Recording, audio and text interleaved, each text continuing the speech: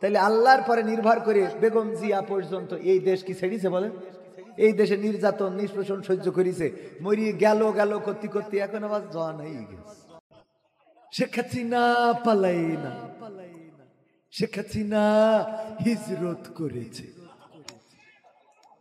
কি রোধ করেছে? ঠিক না বে ঠিক? ভাইরা আমার, এই কথাগুলো কেন বললাম?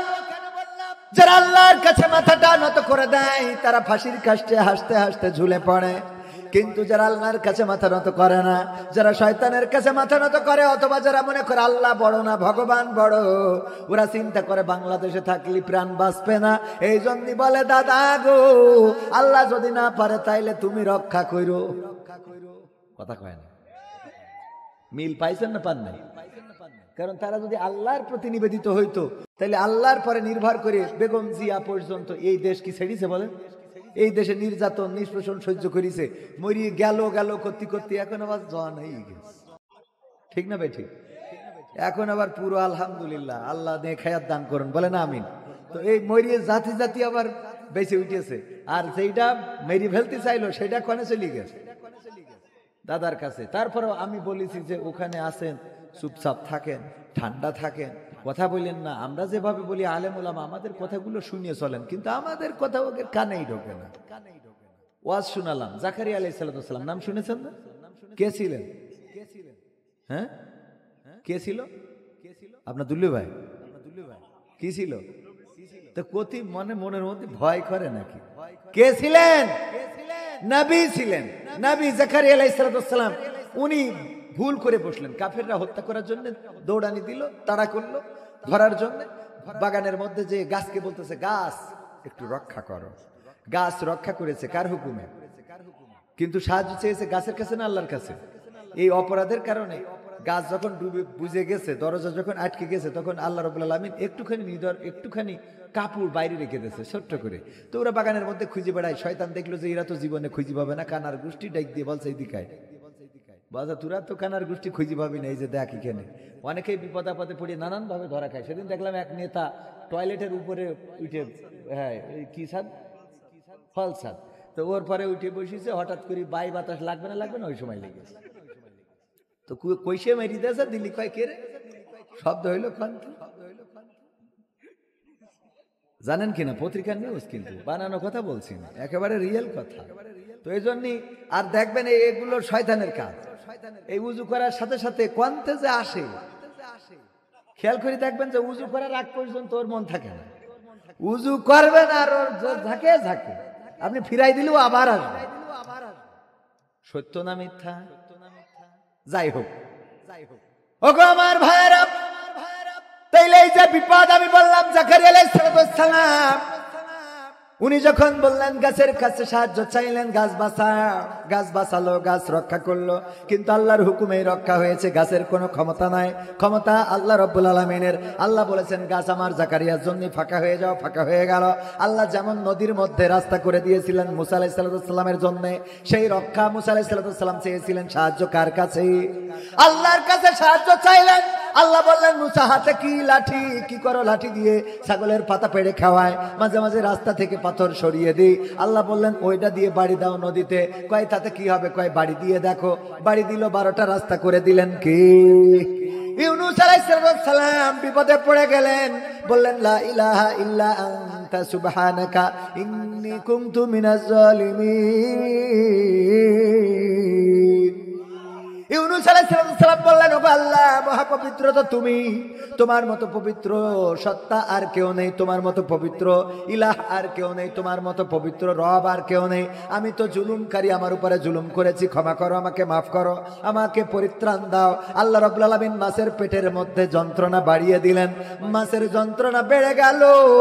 আর ওই মাছ কি করলো? নিরাপদ জায়গায় এনে রেখে গেল।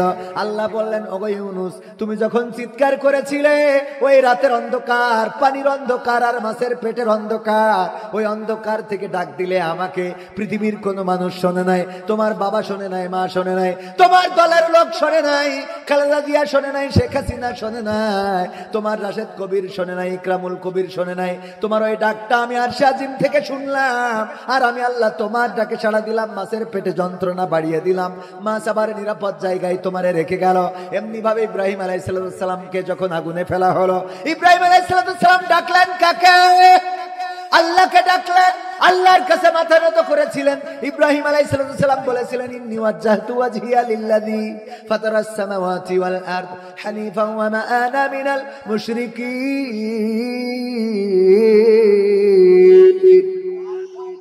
ইব্রাহিম বললেন, ওগো রব, আমি আমার মুখ ঘুরাই দিলাম, আমি আমার চেহারাটা ফিরিয়ে দিলাম পৃথিবীর সব কিছু থেকে সেই দিকে যিনি আসমান জমিন সৃষ্টি করেছেন, আসমান জমিনের মালিক যিনি, তার দিকে আমার মুখটা করে দিলাম।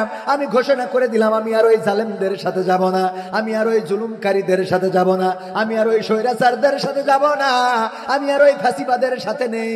এই কথা যখন বলে দিল, দেওয়ার পরে এই মূর্তিগুলো ভাঙলো। আপনারা সব ঘটনা জানেন। বড় মূর্তিটা রেখে সব ছোটগুলো ভেঙে ফেলেছে, বড়টার কাঁধের উপরে কুঠালটা রেখে এসেছে।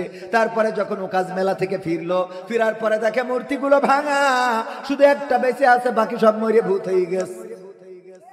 বলছে এই কাজ কিডা করেছে? জামাত শিবিরের কাজ। মানে কিছু হইলেই, হ্যাঁ কথা কয় না, কিছু হইলেই কোনো কথা ছাড়াই, মানে জেনে যা হোক, দোষ কাদের ঘাড়ে? ওগো আমার ভাইয়েরা, এই কাজ করেছে ইব্রাহিম। কারণ কি? কারণ দেখেছি সে টুপি পরে, দাড়ি রাখে, টাকনুর পরে, কাপড় পরে, জুব্বা পরে, আল্লাহ বলে নাকি কোন রব আছে তার ইবাদত করে। সুতরাং মনে হয় রে বিপদ বিপদ। ওই এই কাজটা করেছে। ইব্রাহিমকে ডাকা হলো, আলাইহিস সালামকে নিয়ে গেল। নিয়ে যাওয়ার পরে বলছে, দেখো এই কাজটা কারা করেছে? ওটার কান্দের উপরে কুড়ইল, ওই কাম সেই দিছে। ও কাম সারবে কেন? বলছে ওই যে খাবার রয়েছে সামনে, ওই নিয়ে খাড়াখাড়ি করেছে, ওর মিজাজ খারাপ হয়ে গিয়ে সবগুলো মেরিতে থুয়ে দিয়েছে। নমরুদ বলছে, তুমি আমার পাগল বুঝাচ্ছ, পাগল পাইছ? বলছে কে? তুমি কি জানো না এই মূর্তি কথা বলতে পারে না, হাঁটতে পারে না, নড়তে পারে না, খাইতে পারে না, নিজেরা মারামারি করবে কেমন করে? বলতেছে, আরে আমি এই কথাটাই তো তোমাদের মুখ থেকে শুনতে চেয়েছিলাম, যে এই মূর্তি কথা বলতে পারে না, হাঁটতে পারে না, নড়তে পারে না, খাইতে পারে না, তার সামনে কেন মাথা নত করো? তার সামনে কেন খাবার রাখো? কেন সেই রবের কাছে মাথাটা নত করো না, যেই রব আসমান জমিন সৃষ্টি করেছে, তোমারে সৃষ্টি করেছে, আমারে সৃষ্টি করেছে? নমরুদ কয়, বোঝা শেষ, আর বলা লাগবে না, এবার তোমার জন্য জাহান্নাম বানাবো, কারণ আমি তো রব। জাহান্নাম বানানো হয়ে গেল, ফেলবে। চড়ক গাছ এখনকার সময় ক্রেন দিয়ে যখন ফেলবে, এই ফেলার সময় ফেরেশতারা আসলো, আল্লাহর কাছ থেকে অনুমতি নিয়ে, ওগো রব যেতে দাও, তোমার বন্ধুকে একটু সাহায্য করতে যাব। আল্লাহ বললেন, যাও, তবে আমার বন্ধুর কাছে জিজ্ঞাসা করবা সাহায্যের দরকার আছে না নাই, আছে না নাই, এটা জিজ্ঞাসা করবা। ফেরেশতারা এসে বলল, ইব্রাহিম আমরা সাহায্য করার জন্য আসছি। ইব্রাহিম আলাইহিস সালাম বললেন, আল্লাহ কি পাঠিয়েছেন? বলল, আল্লাহ পাঠান নাই, আমরা অনুমতি নিয়ে এসেছি। কেমন করে অনুমতি? আল্লাহকে বললাম, আল্লাহ তোমার বন্ধু আগুনে পুড়বে, আমরা কি করে তাকিয়ে দেখি, আমাদের সহযোগিতা করতে যেতে দাও। ইব্রাহিম আলাইহিস সালাম বললেন, ওগো ফেরেশতারা ফিরে যাও, ফিরে যাও সেই রবের কাছে, যে রবের কাছ থেকে অনুমতি নিয়ে এসেছো। তোমরা আমার অবস্থা যা জানো, তার থেকে বেশি ভালো জানেন আমার সেই রব। তিনি যদি চান তাইলে রক্ষা করবেন, তিনি যদি না চান তাইলে আমাকে রক্ষা করবেন না। আল্লাহ রাব্বুল আলামিন বললেন, ইয়া নারু কুনি বারদাও ওয়া সালামান আলা ইব্রাহিম। ওগো আগুন, তুমি আমার ইব্রাহিমের জন্য ঠান্ডা আরামদায়ক হয়ে যাও। আর আগুন ইব্রাহিম আলাইহিস সালামের জন্য ঠান্ডা হয়ে গেল, আরামদায়ক হয়ে গেল। ওগো আমার ভাইয়েরা, এমনি ভাবে যারা আল্লাহকে ডেকেছে, তারা আল্লাহকে পেয়েছে না পায় নাই? পেয়েছে না পায় নাই? কেউ বলে বলুক তোমায় চেনা বড় কঠিন দায়, কেউ বলে বলুক তোমায় চেনা। তোমার প্রেমে যে মজেছে মাওলা, তোমার প্রেমে যে মজেছে মাওলা, প্রেমে ডুবে মরেছে, কেউ বলে বলুক তোমায় চেনা বড় কঠিন দায়, কেউ বলে বলুক তোমায় চেনা। ইব্রাহিম के हाथ पा बेधे নমরুদ মনের জ্বালা মিটাতে ছিটকে দিল অনলকূপে। তুমি সেই অনলে ফুল ফুটাইলে, সেই অনলে ফুল ফুটাইলে, নিখুঁত কলা কৌশলে কেউ বলে বলুক তোমায় চেনা বড় কঠিন দায়, কেউ বলে বলুক তোমায় চেনা। কি যে ভেবে নদীর মাছে ঠাই দিলাই ইউনুসকে পেটে, রাখে আল্লাহ আমারে বলকে। তুমি মুসাকে ছেড়ে তুর পুড়াইলে, মুসাকে ছেড়ে তুর পুড়াইলে, নিখুঁত কলা কৌশলে কেউ বলে বলুক তোমায় চেনা বড় কঠিন দায়, কেউ বলে বলুক তোমায় চেনা। ইসমাইল কে হাত পা বেঁধে কি ইসমাইলের গলা খানি দুভাগ হবে ভেবে স্বামী, অবলারে করলা কুরবানি। তুমি মরিয়মকে মা বানাইলে, মরিয়মকে মা বানাইলে, নিখুঁত কলা কৌশলে কেউ বলে বলুক তোমায় চেনা বড় কঠিন দায়, কেউ বলে বলুক তোমায় চেনা। তোমার প্রেমে যে মজেছে মাওলা, তোমার প্রেমে যে মজেছে মাওলা, প্রেমে ডুবেই মরেছে কেউ বলে বলুক তোমায় চেনা। আল্লাহকে চেনা কি কঠিন না সহজ? একদম বর্তমান জামানার একটা উদাহরণ দিই, কেমন সহজ। আল্লাহ বলেছেন অতুইজ্জু মান তাশাউ ওয়া তুযিল্লু মান তাশা। আল্লাহ যাকে চান তাকে ইজ্জত দেন, যাকে চান তাকে বেইজ্জতি করেন। এইটুকু শুধুমাত্র দেখেন, কয়েকদিন আগে আমাদের শেখ হাসিনা বলল পদ্মা সেতুর উপর থেকে টুস করি ডক্টর ইউনূসকে পদ্মায় ফেলে দিতে হবে, বলিছে না বলে নাই? আর আল্লাহ রাব্বুল আলামিন কি করলো, ওই চেয়ার থেকে তারে সরাই দিয়ে সেই চেয়ারে আবার এই ইউনূসরে বসাই দিয়েছে, দিয়ে পদ্মা সেতুর মালিক এখন কিডা? ইউনূস না, এখন টোলের টাকা কার কাছে যায়? যেই সেতুতে ফেলাই দেবে বললো এই সেতু আমি করে দিয়েছি আমার আব্বার টাকা দিয়ে, সেই সেতুর মালিক এখন কিডা? ডক্টর ইউনূস। আবার যে ফেলে মারতে চাইলো সেই ইউনূস আবার ভারতে দাদার সাথে যখন দেখা হইলো, দাদাও তো শুনলাম যে আমাকে সাথে নাকি মিটিং করবে না। পরে দেখা গেল যে না, দাদা মিটিং করবে মানে কি, ওয়েটিং এ, কি কিটিং এ, ক্লাসে ছাত্ররা অপেক্ষায় থাকে না টিচার অপেক্ষায় থাকে? ছাত্ররা অপেক্ষায় থাকে, টিচার যায়, যাওয়ার পরে সবাই দাঁড়াইতে সালাম দেয়, ঠিক না বেঠিক? তো আমাদের স্যার ঢুকলো, ওনারা সবাই দাঁড়াইয়ে বললো ওম শান্তি নম নম, বলেছে না বলে না? তাহলে মাল কি বোঝা গেছ তো, ছোটখাটো খেলোয়াড় না তো। শুধু তাই না, ডক্টর ইউনূস ইংরেজিতে বলিস তো, আমি অত ইংরেজি ভালো বুঝবো না, তবে আমার মনে আছে ইংরেজিতে বলিস যেহেতু এরকম বলিছে যে আমাদের দেশের পদ্মা সেতু করেছে Sheikh Hasina, metro rail, flyover, expressway, এক্সিভেটেড ওয়ে, টানেল, তারপরে মডেল মসজিদ, রাস্তাঘাট, বিল্ডিং, কলকারখানা, পায়খানা সব করে দিয়েছে সে। সুতরাং আমাদের শেখ হাসিনা লাগবে, কথা কয় না? বলিছে না বলে নাই যে আমাদের তার লাগবে, বলিস তো? দাবি জানাইছে না জানাই নাই? কিন্তু আমার মনে হলো দাদা হিন্দিতে কইছে, আমি তো বুঝিনি, হয়তো এরকম কথা কইছে, অনেক সাধনার পরে আমি পেলাম তাহার মন, কথা কয় না? এই জন্য এখনো পর্যন্ত দেয় নাই, এখনো পর্যন্ত দেয় নাই। ডক্টর ইউনূসকে নিয়ে অনেক কথা হচ্ছে, ডক্টর ইউনূসকে একটু তো সময় দিবেন, ইন্টারন্যাশনাল ব্যক্তি, উনি তো এমন একজন খেলোয়াড় যে যেখানে আমাদের দেশের সাবেক মন্ত্রী, প্রতিমন্ত্রী, প্রধানমন্ত্রীরা জাতিসংঘের মহাসচিবের সাথে সেলফি তোলার সুযোগ তো দূরের কথা, মিটিং করার দূরের কথা, সেলফি তোলার সুযোগ পেত না। আর ডক্টর ইউনূস বলল যে আপনার তো আমাদের দেশে জাতি হবে, শুধু গেলি হবে না, একটু লাইন করিতে আপনার এই পাঞ্জাবি পরে এতে রোহিঙ্গা বানাই ছেড়ে দেবো। নিয়ে গেছ না টেকনাফে, পাহাড়ে জঙ্গলের মধ্যে নিয়ে যাইয়ে পাহাড়ে উঠাইছে, উঠাইয়ে শুধু ওই না বলছে তার রোজা রাখতে হবে, তুই হিন্দু কিন্তু যা হয়েছে অসুবিধা নেই, রোজা রাখা লাগে, কথা কয় না? রোজা রাখাইছে না রাখাই না? এইটা হলো ডক্টর ইউনূস। সুতরাং তার একটু কাজ করতে দেওয়ার দরকার আছে না নাই? আমার তো মনে হয় এতদিন ধরে সরকার পতনের আন্দোলন হতো যে সিআর স্যার, এক দফা এক দাবি, এই সিআর থেকে তুই কবে যাবি, ঠিক না বেঠিক? আর এখন নতুন করে আন্দোলন হবে সিআর রক্ষার আন্দোলন, সরকার রক্ষার আন্দোলন, যে ডক্টর ইউনূস আরো কিছুদিন থাকুক। দেখলাম কাতারে গিয়েছে প্রবাসীরা বলছে আমরা আপনাকে 5টা বছর কমপক্ষে চাই। দেখেছেন কিনা আপনারা? দেখেছেন না? দেখেন না? তো 5টা বছর যদি সুযোগ দেওয়া হয় কোনো অসুবিধা আছে? তো এই লোকটার একটু সুযোগ দিতে হবে কাজ করার জন্য, যেন দেশের উন্নয়নে কাজ করতে পারে। আলোচনায় ফিরে আসি। অনেকেই তো অনেক কিছু আশা করেন, এই যে হুজুর কি হবে বেঁচে থেকে, বলেন, বলবো, শুনবেন? সময়ের মধ্যে শেষ করব। 12টার দেখেন এতগুলো কাগজ, দেখি আমার যেহেতু 12টার মধ্যে শেষ করতে হবে, কাল আবার প্রোগ্রাম, দিনের বেলায় প্রোগ্রাম, রাতে প্রোগ্রাম, মা বোনদের যে ঘুমাতে হবে।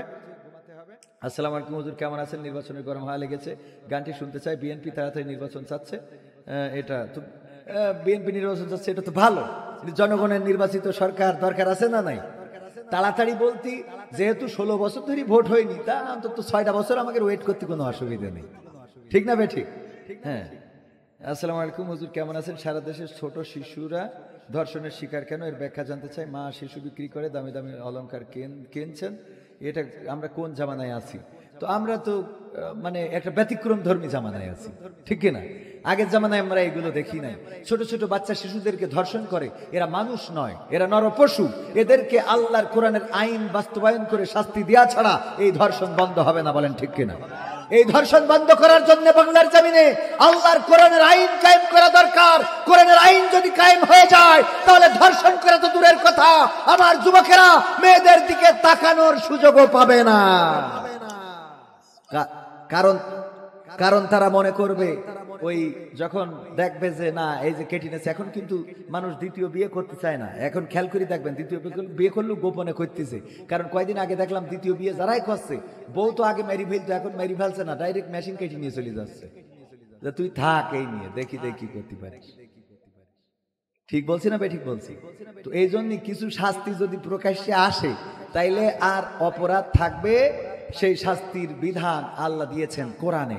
বামপন্থীরা পর্যন্ত ধর্ষণ বিরোধী আন্দোলন করতে যেয়ে বলেছে মৃত্যুদণ্ড দিতে হবে ধর্ষণের শাস্তি। তোরা তো এখন বলিস, আর আমার আল্লাহ 1400 বছর আগে বলেছে, ঠিক না ভাই? ঠিক।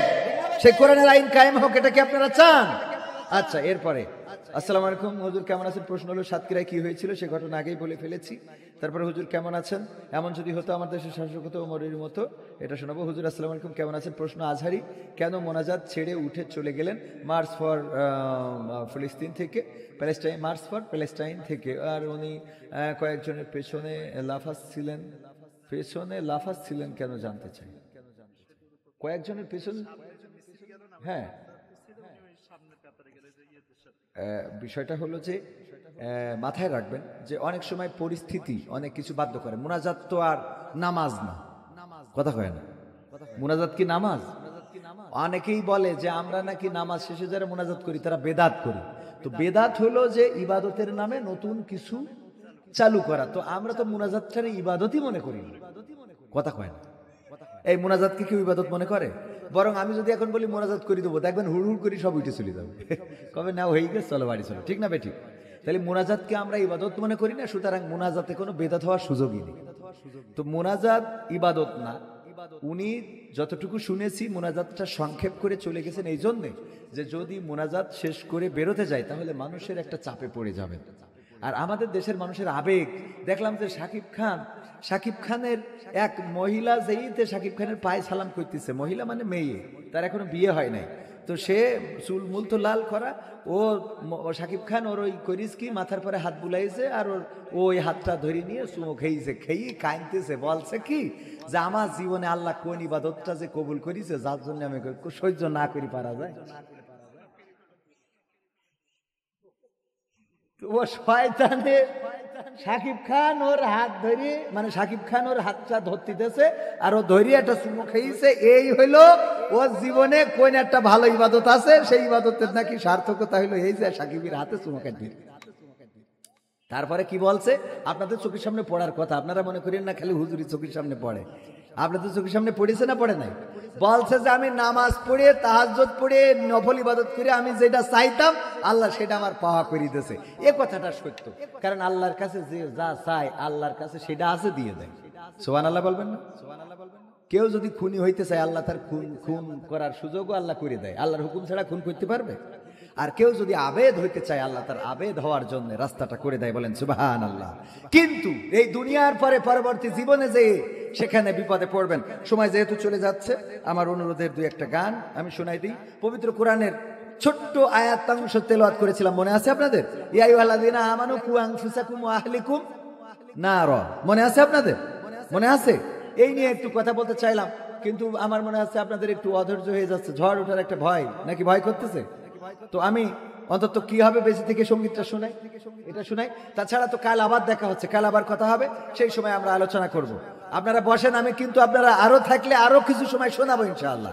কি হবে বেঁচে থেকে অযথা বিদ্যা শিখে যদি না গড়তে পারি শোষণবিহীন সমাজটাকে?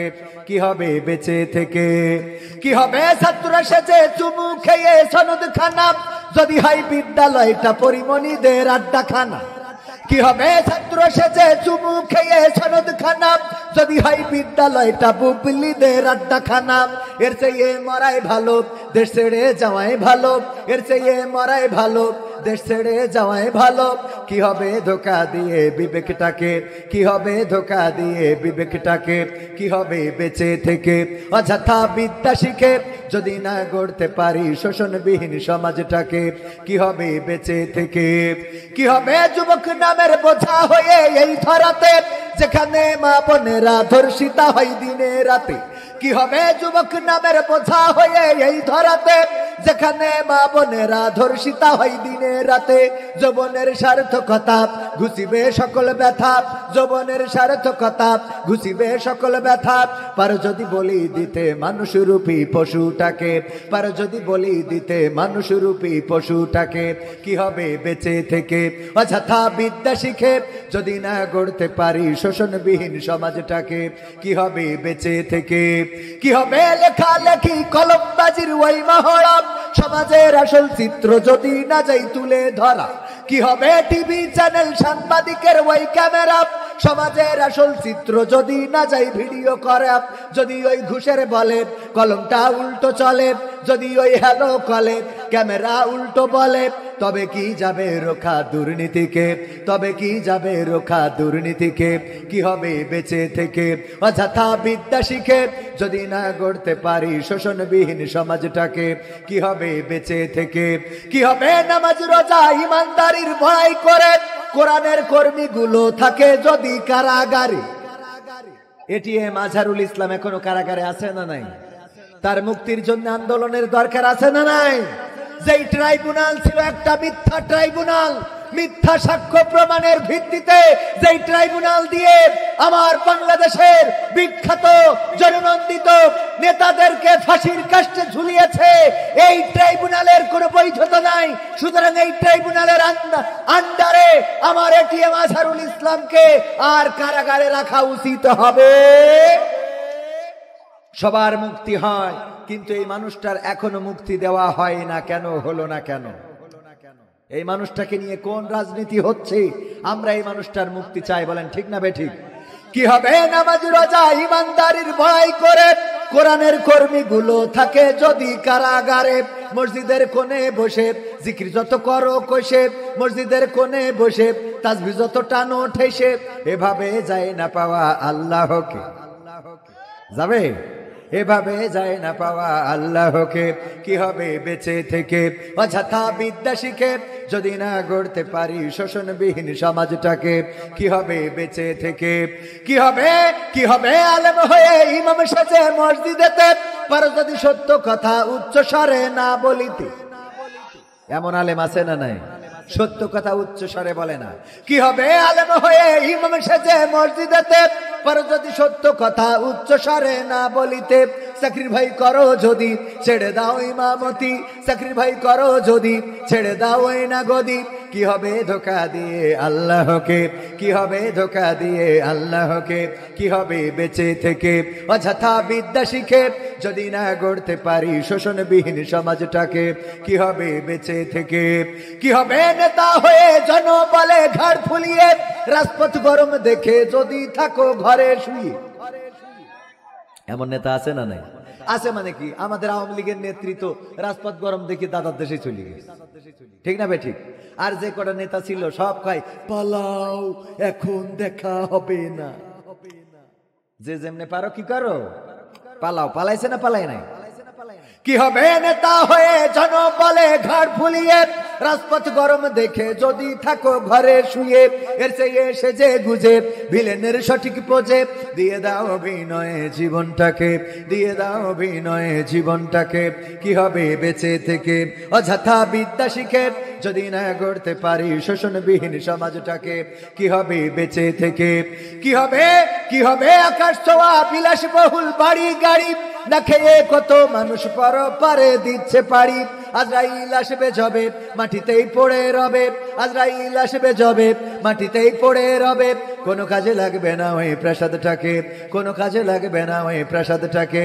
কি হবে বেঁচে থেকে অযথা বিদ্যা শিখে যদি না গড়তে পারি শোষণবিহীন সমাজটাকে? কি হবে বেঁচে থেকে?